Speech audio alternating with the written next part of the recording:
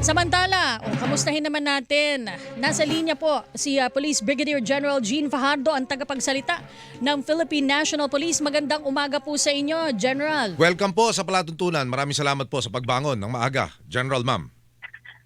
Magandang umaga po, Sir Emil at Ma'am Cathy, at sa lahat po ng nanonood at nakikinig sa inyong programa. Magandang umaga po. Sa ngayon po, naka-heightened alert pa rin po ang Philippine National Police. May mga pagkilos po nitong mga nakaraang araw. Mamaya po, meron dito sa Metro Manila, may prayer rally, yung mga taga-suporta ni dating Pangulong Duterte. Ano po ang sitwasyon at kahandaan ng pulisya? Nakatutok po tayo sa mga napapabalita pong mga rally sites po, at normal naman po sa PNP po na mag-adjust po ng ating alert status para siguraduhin po na may kahandaan po ang ating Philippine National Police. Hindi lamang po dito sa mga rallies, at marami rin po tayong ginagawang paghahanda dahil tuloy-tuloy po yung mga election na related activities po. Ma'am General, ano ito? Kinakailangan pa ng permit? O papaano ho ba yung pulisiya ngayon? Ang batas po ang nagsasabi na kapag tayo po ay magrarally outside of the mga freedom parks, ay kailangan po ng mga permit. At yan naman po ay alam po ng mga gustong mag-rally po, at so far po ay wala naman pong nag-apply pa ng rally. But kung doon naman po sila magsasagawa ng kanilang mga rally doon sa mga freedom parks, ay i-allow naman po yan. Okay, General, nung mga nakarang araw po, yung mga manakanakang kilos protesta o yung mga biglaang kilos protesta, simula po nang maaresto ang dating Pangulong Duterte, medyo naging tensyonado po. May mga panahon po na may tensyon sa pagitan ng mga rallyista at mga pulis. Sa ngayon po ba, paano nyo po i-describe o i-characterize yung sitwasyon sa mga ganitong pagkilos sa pagitan ng mga rallyista at mga pulis? Wala pa naman po tayo na mamonitor, Ma'am Cathy, na nagkaroon po ng tensyon sa pagitan po ng mga nagrarally na nagpapakita po ng suporta sa ating dating Pangulo, dahil ang mga kapulisan naman po natin ay nandiyan lang po, nag-oobserba at nagbabantay para ma-maintain po yung kaayusan at kapayapaan doon sa kanilang mga AOR. At normally naman po kapag may mga rally naman po ay talagang nandiyan ang mga pulis, binabantayan at pinoproteksyonan din po yung mga nagrarally para na rin sa kanilang security and safety po. Hindi para makipagtalo, makipag-argumento. Nandiyan lang po sila para siguraduhin po ang kaligtasan ng lahat. So yung mamaya po dito sa may Liwasang Bonifacio ata yun, ay may permit naman po yon sa PNP?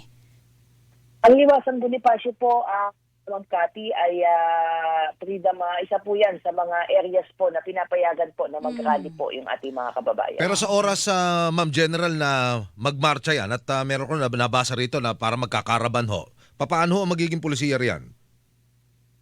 Well, pagka sila po ay magmamarcha na at magkakaraban, ay ipapakiusap natin. May mga coordination naman po sa kanilang hanay, at sa PNP NCRPO ay ang rule of thumb po natin dyan, hanggat hindi talaga makakabala sa mga kakapatan din naman po ng ibang mga mamamayan, hindi sila mag-obstruct po ng traffic, ay sana yun din po ang maintindihan po ng kanilang hanay po. But we will exercise maximum tolerance, at yan naman po palagi yung ating ini-implement na proactive measures po sa mga ganitong klaseng aktibidad po. Okay. General, yung pong meron po nga na napabalita na pagbabanta ng isang vlogger na magkakagulo daw, maghanda daw ng pagkain sa Metro Manila, na pinabulaanan na po ito ng mga otoridad. Pero meron po bang threat na namomonitor ang PNP?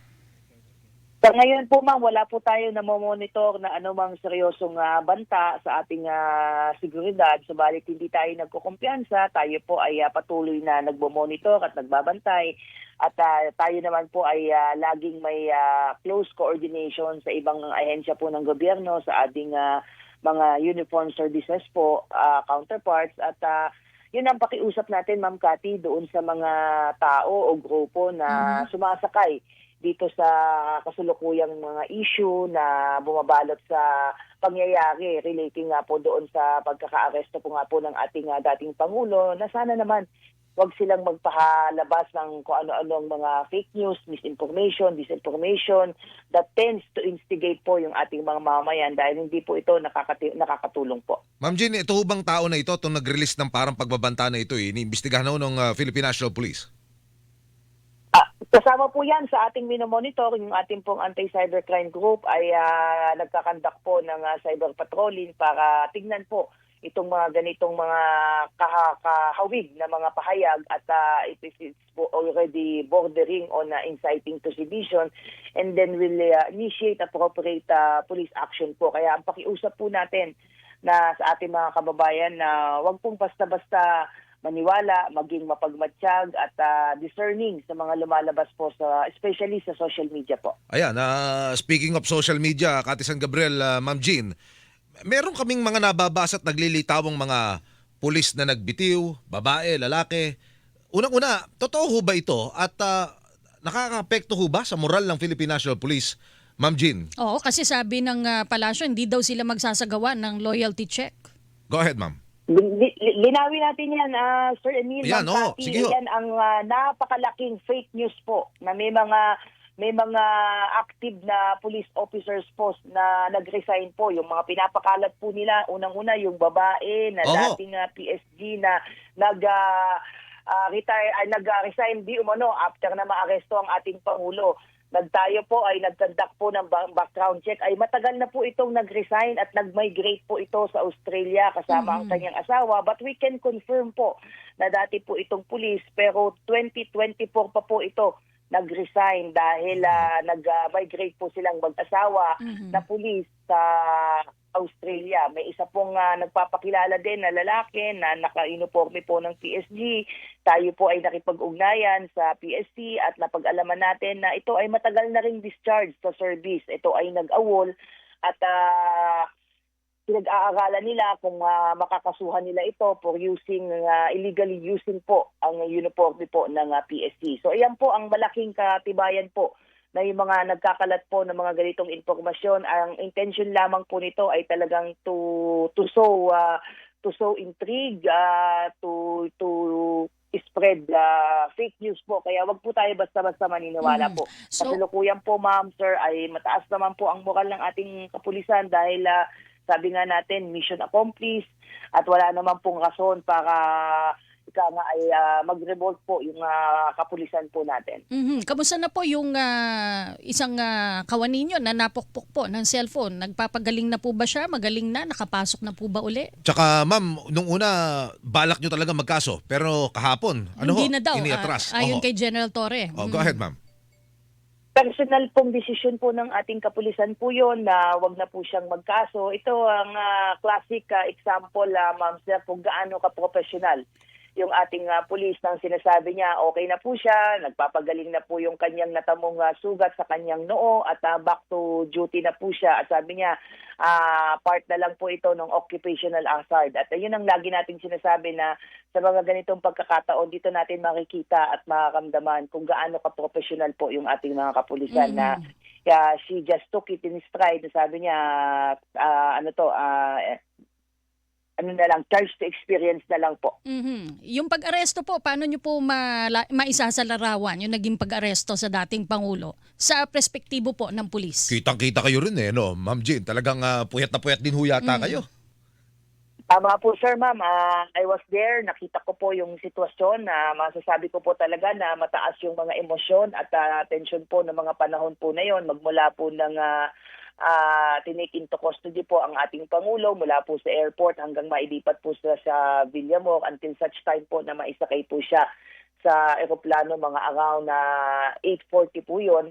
At naiintindihan natin naiintindihan po natin, ma'am sir, yung damdamin po ng ating Pangulo, ng kanyang mga malalapit na kaibigan, lalong-lalo na yung kanyang mga mahal sa buhay na hindi ordinaryong pangyayari yung nangyari nung Tuesday. Kaya nga po ang sinasabi nga po natin, kung meron pang mas mataas na level sa maximum tolerance ay yun po yung ipinatupad po ng ating kapulisan. Nakita ko po doon at talagang in-extend po natin yung sinasabi nilang binastos ang ating dating Pangulo, hindi na respeto, ay kabaliktaran po, ma'am sir, ang nangyari po doon. Lahat po ng respeto, lahat po ng ng accommodation ay ibinigay po natin sa kanila. Kaya nga po umabot ng 12 hours mahigit bago po siya finally na isakay po sa eroplano at umabot pa ng halos mag-aalas 12, almost 11, 3 na po ng gabi na lumipad yung eroplano. So contrary po doon sa mga lumalabas po na hindi po pinagbigyan ang kanyang kahilingan,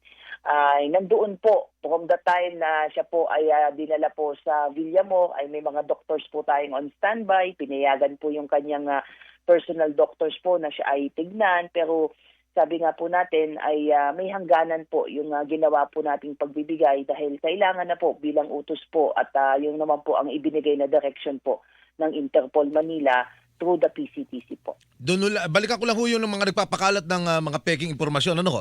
Kumbaga sa isang krimen, meron na hong mga persons of interest ang pulis? Kung ilan ho, meron na ho ba?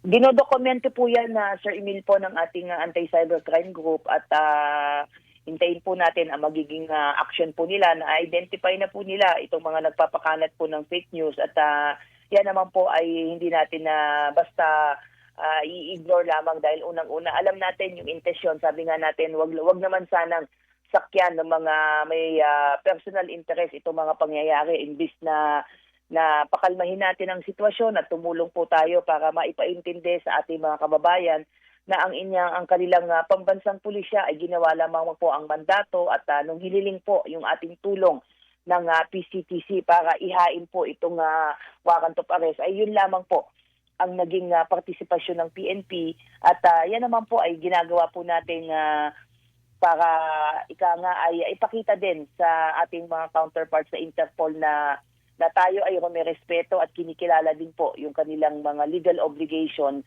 sa pamamagitan po ng Interpol mechanism po. Naobserbahan ko lang, Kati San Gabriel, Ma'am Jean, wala ho kayong pinahintulutang media dyan kahit anong outfit. Ano ho, dyaryo, radyo, pati TV. Yung mga video galing sa yun PIO na-obserbahan ko, General.